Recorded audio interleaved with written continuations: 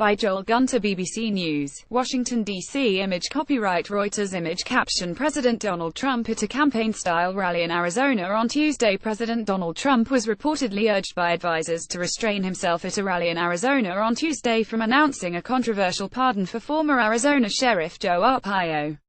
The president obliged, sort of. "You know what, I'll make a prediction. I think he's going to be just fine," he said, unable to resist.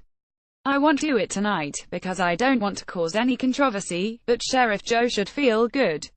Arpaio, 85, was found guilty of criminal contempt of court after he defied a court order to stop traffic patrols targeted at suspected immigrants. He's scheduled to be sentenced on the 5th of October. Mr. Trump's remarks were, to many, a pardon in all but paperwork.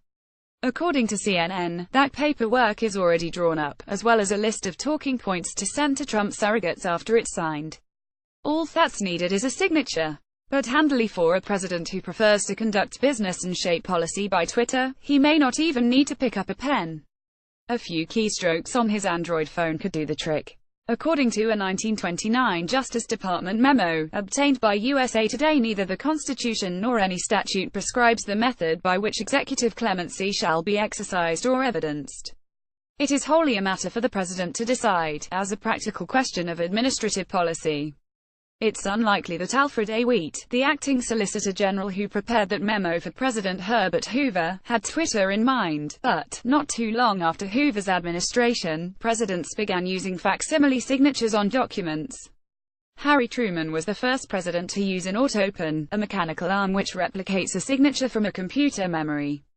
John F. Kennedy made substantial use of the tool, according to the Smithsonian Magazine, but only for run-of-the-mill correspondence and documents.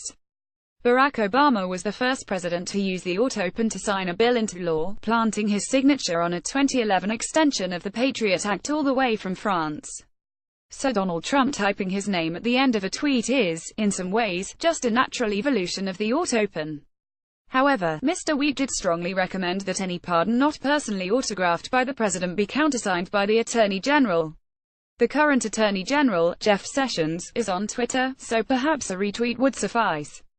Or a like. Media playback is unsupported on or device. Media caption. In a 2011 interview, he said he was protecting American jobs. It was once law that a pardon did not take effect until a copy of the document reached the hands of the recipient.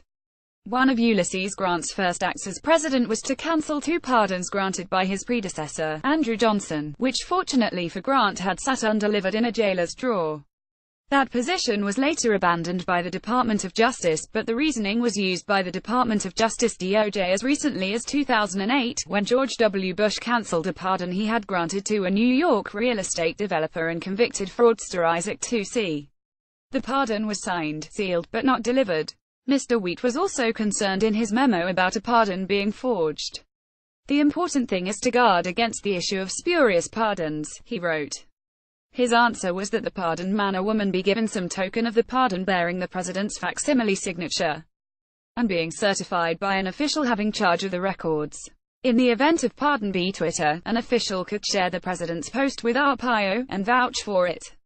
But what about a forgery? If the president's Twitter account were hacked and the hacker issued a pardon, would it stand?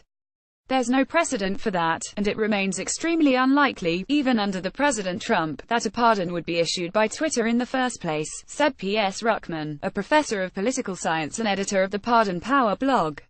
"I cannot conceive of a situation in which he would use Twitter to make the actual announcement, 'I hereby pardon so-and-so,'" Mr. Ruckman said. He would in all likelihood follow the proper procedure. That would involve signing a pardon document and delivering one copy to the DOJ and one to Arpaio. The president's support for Arpaio has been highly controversial. It has been cheered by his anti-immigration base and criticized by his opponents as an endorsement of racial profiling. The former sheriff's cause célèbre was illegal immigration, and he won national attention for his tough stance. He boasted of being America's toughest sheriff during his time as the elected lawman of Maricopa County, which includes the city of Phoenix. He was known for roundups of undocumented immigrants in Hispanic communities and for detaining people under suspicion simply for being Spanish speakers. He is also famous for opening an outdoor tent prison for immigrants, where inmates were required to wear pink underpants and socks. An early and vocal Trump supporter, the former sheriff was also a proponent of the so-called birther conspiracy theory, fueled by Mr. Trump, which claimed President Barack Obama was not born in the U.S.